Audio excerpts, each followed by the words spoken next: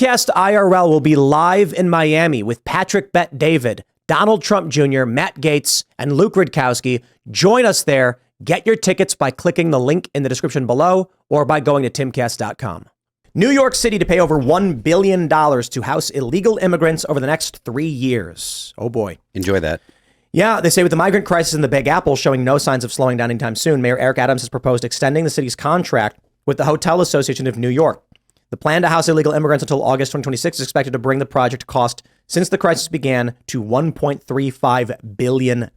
My manager is having an aneurysm right now. In New York? As well he should be. So people are outraged. And there's a video from this morning where the police arrest the locals protesting the non-citizens being paid and brought into their homes. Not literal homes, their neighborhoods, their communities. Is this Roosevelt Hotel? No, this is Staten Island. Okay. In Staten Island, locals came out and said, did. stay out of our communities, and the police arrested them.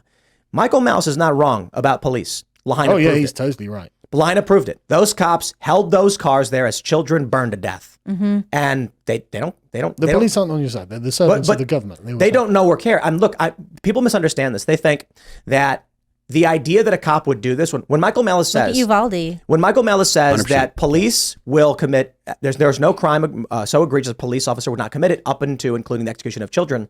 What people think he's saying is that cops are smirking, being like, yes, not what I it will is at go. all. What he's saying is that a cop will be told, don't let these cars leave. And they go, sure thing, boss. And then they're all roasting alive. And he's like, oh, that's what's happening. That's what Jordan Peterson Now- talks about with the Nazi officers. And what people are saying now about what's happening in New York and the immigration crisis, they bring in non-citizens. They then say, you can be police officers. Illinois is proposing this.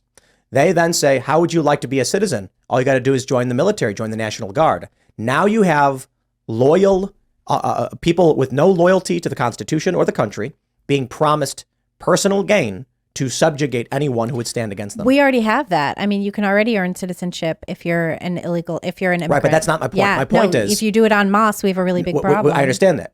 My point is not that we allow people to become citizens through the military. That I get. My point is, if an American citizen is questioned, will you take up arms against your neighbor? They'll say no outright.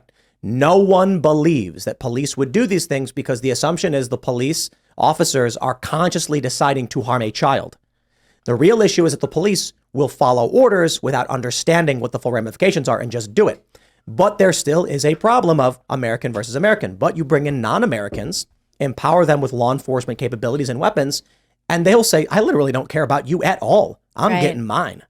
And there's all of these young men, these young military-age men that we see crossing the border, just wandering on in, not caring at all. The Biden administration will maintain that it's actually families and these poor moms. Even though they're not. And then also what happens is these young men, in a lot of cases, when you see them with families, these are like cartel manufactured families. Yeah, they're not related. They're not actually related. They're not actually involved with one another. I think this is really scary. The Roosevelt Hotel also has been taken over by the city and is used to house migrants exclusively. And what's really interesting about that is the Roosevelt Hotel is owned by a Pakistani company. Jacqueline Toberoff for Human Events uncovered this for us. It's owned by a Pakistani company that New York City is paying for the privilege of housing migrants in it. And I'm nervous about a lot of hotels, like going to stay in a hotel in New York. Who are you going to end up being with? A bunch of people who are living there, like cooking on hot pots in the rooms and like, you won't be able what's to stay going in those on? hotels. So we in Britain, we've been dealing with this for a couple of years now. You guys have a barge, right? Didn't you guys set up a barge? No, we've done jack shit. No, there was a barge. Rishi There were Sunak put up a talks of a barge. barge. Oh, Right. it just didn't happen? Yeah, nothing happens. I see. So in Britain, we're paying £3 billion a year to house them in hotels. And there's a local migrant hotel near our offices, near the Lotus Eaters offices. And we walk past there every day to go and get our lunch. And it's full of Africans who are just sitting around smoking and drinking with a very suspicious collection of bikes that are tied up. These bikes are all quite old and rusty looking. Some of them have got flat tires. These guys have been in the country 6 months. How did you get such a rusty bike in 6 months? You don't think they brought their antique bike collection with them? Weirdly, I don't. But this is costing us money. And if you go on the website for this particular hotel, it's just booked in perpetuity, the whole thing.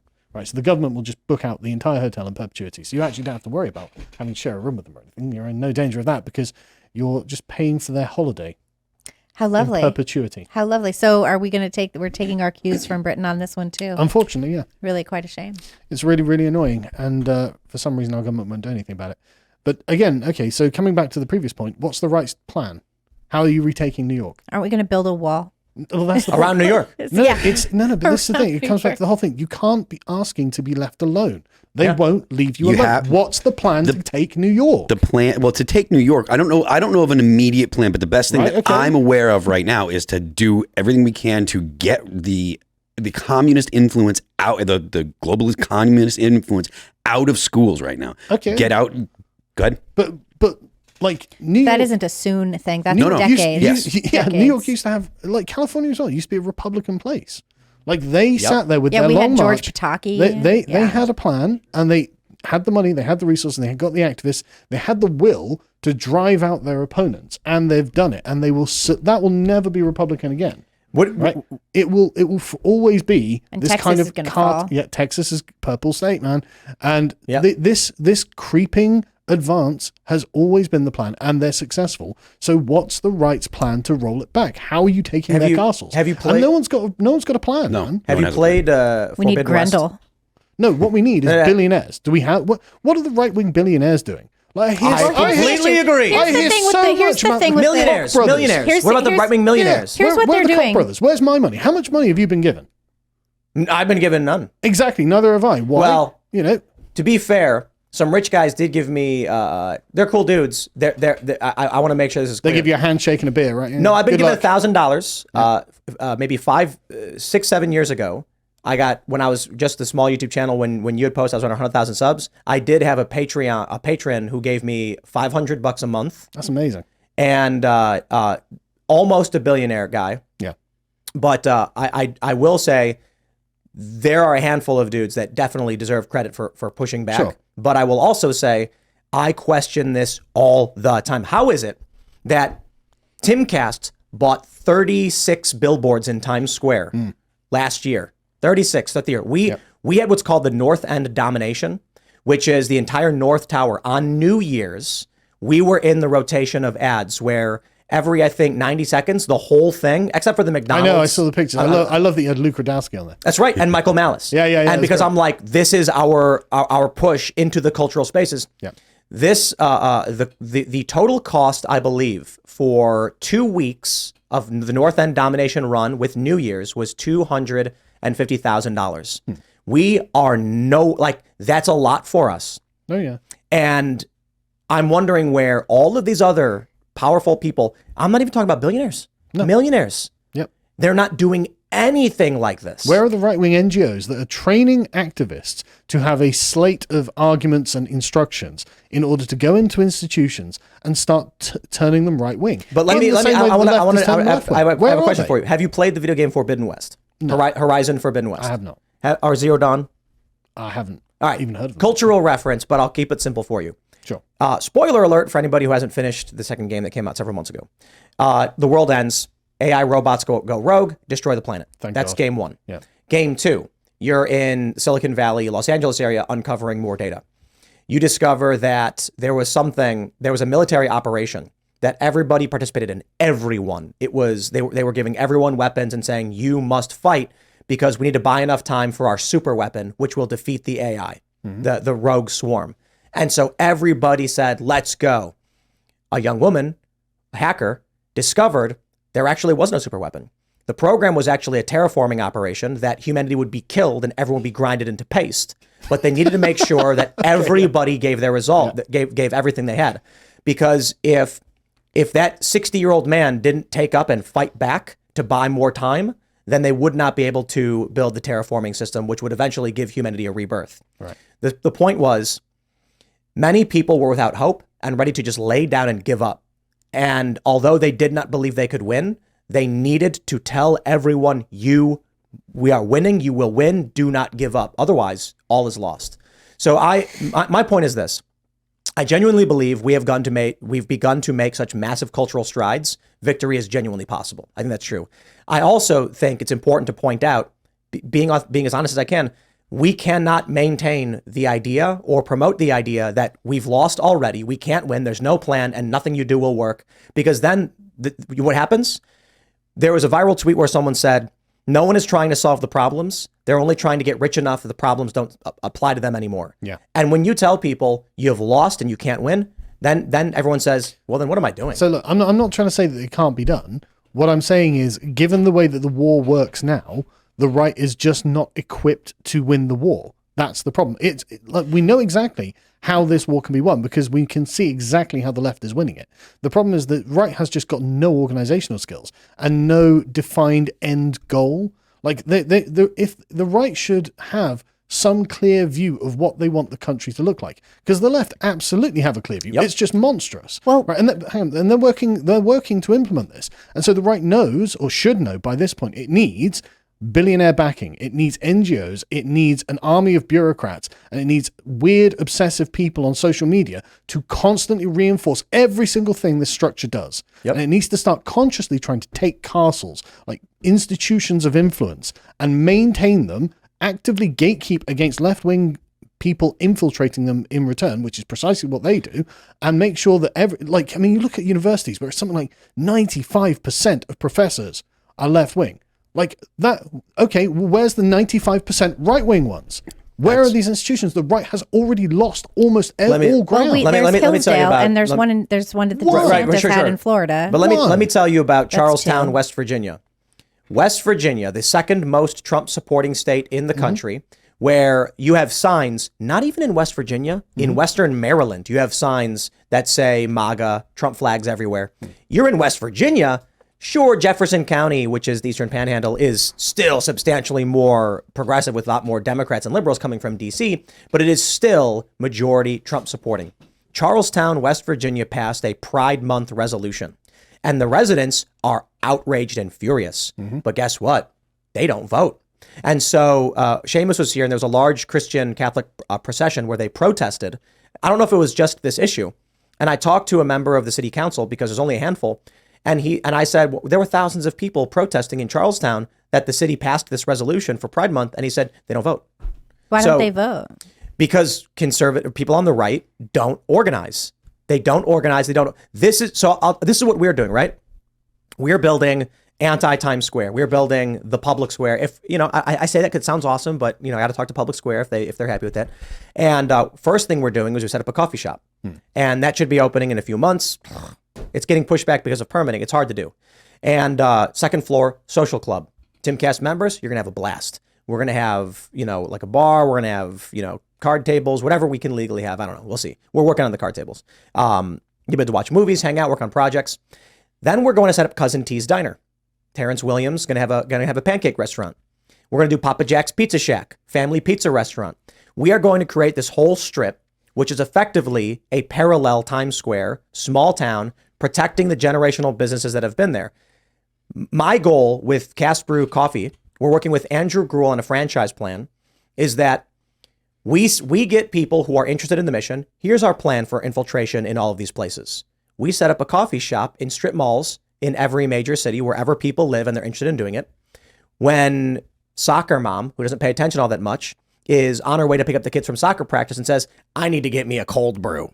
She types in her little Google map coffee and Cast Brew Coffee pops up right next to the Target. She drives in and walks in. She walks to the counter and says, I'll just do a large cold brew. And it's like, you got it. And as she's waiting, she's looking around and there's TVs on the wall playing Steven Crowder.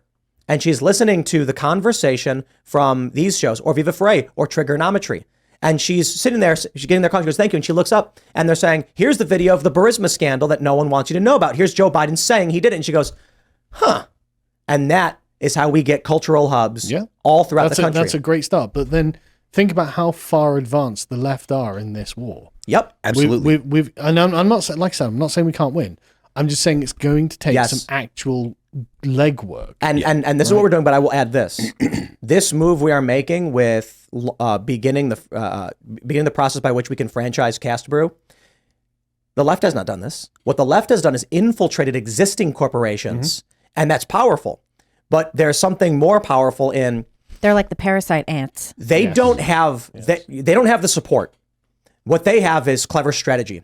They move into West Virginia, claim to be conservative, and then get on school boards and start corrupting and destroying from within. But most people oppose them.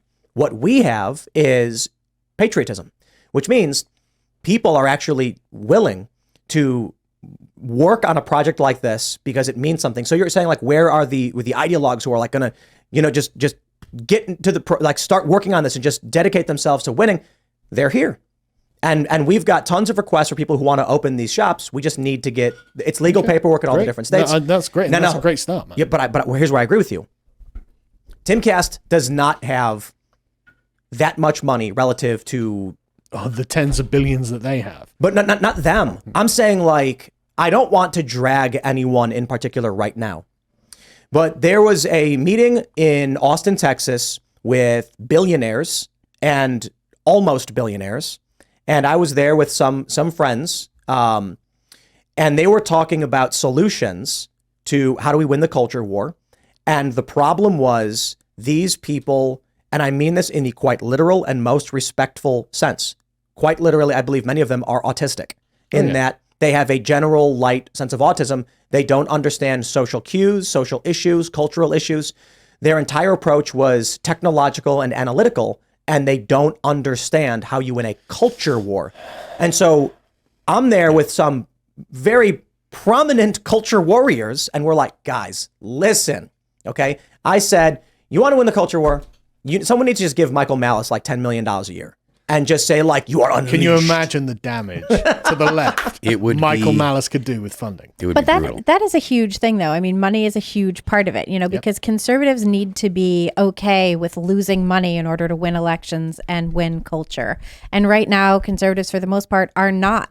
They look out at the, whatever their enterprises are and they say, let me just hang on to the money. Let me just, break even or whatever. They're not really aware of the fact that if you're going to win any of this stuff, you have to be fine with losing money. All of these big leftist organizations lose money constantly. But the benefit that the left gets. Think about BuzzFeed. BuzzFeed won a Pulitzer on the Steele dossier. They lost all their money all the time. But the thing, Disney too, yeah. What the left is after, and I truly believe this, is access to power. So it's proximity is what the payment that they get. They have all the power.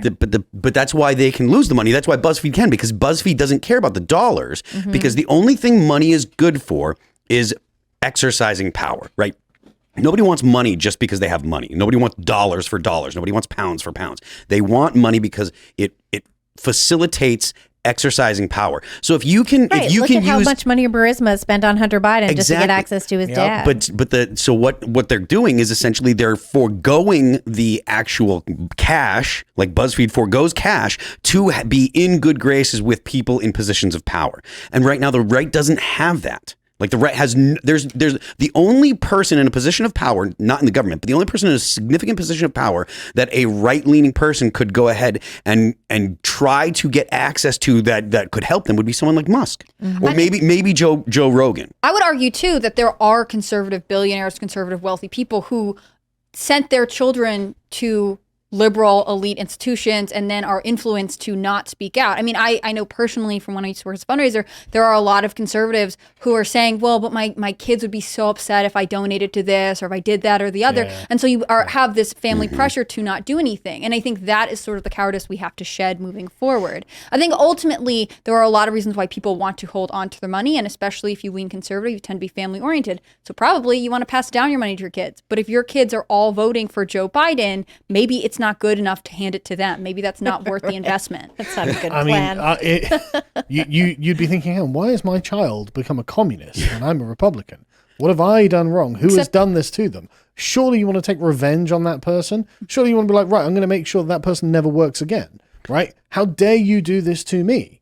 That's what the right should be thinking, but the right is just like, well, I just don't want to rock the boat. Leave me alone. So then the right is going to lose with this attitude. So what do you think, aside from things that you're doing with Lotus Eaters or like Tim's doing here, what is it that you think the right should be doing? Right. The right should be trying to craft policy, right? But the problem with that is that you need an affirmative ideological goal in order to be able to craft a suite of policies. And the problem with not having an affirmative ideological goal is that it really comes down to, ultimately, the right has to have more than just liberalism, right? It has to be more than the government isn't allowed to tax me or take my stuff, right? It has to be, what should you do today?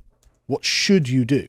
And the problem with liberalism, it has no answer to that. Liberalism is an entirely negative doctrine, right? And this is why, Christianity was considered to be a core part of life for the original classical liberals, because that did have a normative doctrine of action. And the doctrine of action that the left has is all any number of a variety it's of world yeah, format. Exactly. It's totally changing the There's world. no limit to the Disgusting. scope of what the left need, right? Yep. And so the right needs to be looking at themselves and going, okay, what is it actually that the world should look like? And really, what it should be is safe for children, right? That should be the watchword of the right. We're going to make the world safe for children. Oh, sorry, got some gangsters out there, they're arrested. Oh, what about human rights? Okay, repeal that, safe for children. Oh, there's some people in El Salvador. Oh, 50,000 frog march through the street, humiliated. Back to back, heads down, whipped as they go. The humiliation is Safe good. for children, humiliation for criminals. Right? This is what the right should be saying all day, every day. If you find anything, because now suddenly you have a mandate. What are you doing over there? Oh, I'm coming over there. You're fucked. I'm getting you safe for children. That's safe very for fourth children. turning. That's really good. Right? This is why you should put me in charge. Yeah.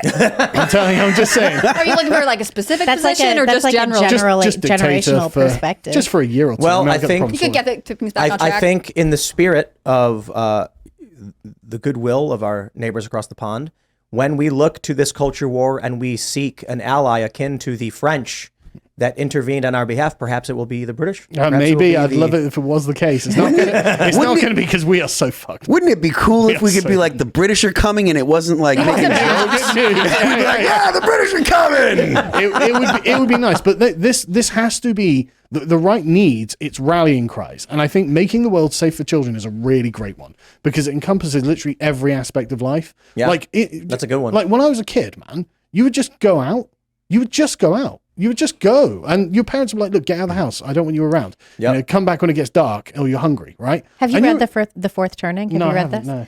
So this is exactly what it's talking about. It's talking Oh, about that's how great, 'cause- our generation of like, the sort of Gen Xers who grew up kind of nomadic with our parents just having no idea where we are, it was great. with literal advertisements coming on at 10 p.m. saying, "Do you know where your children are?" They had to like What crazy time we had to our remind you parents guys. that they had children. But it talks about how that generation that grew up like that would grow up to say to the world, "Let's make it safe for children." Yep. That would be nice because we should be. That's the thing. And how could you argue against it, right? Well, exactly. Who's Who's arguing against it? I can argue exactly. it. I can. This is how the left have won everything. Because they've been like, "Oh, you're a racist." I'm not a racist. You can't argue against that, right? So we need our own memetics like that. But so I disagree with the. I agree with the general idea you're saying because I understand you and I know what you mean. Yeah. But we have to be careful to avoid snowplow parenting.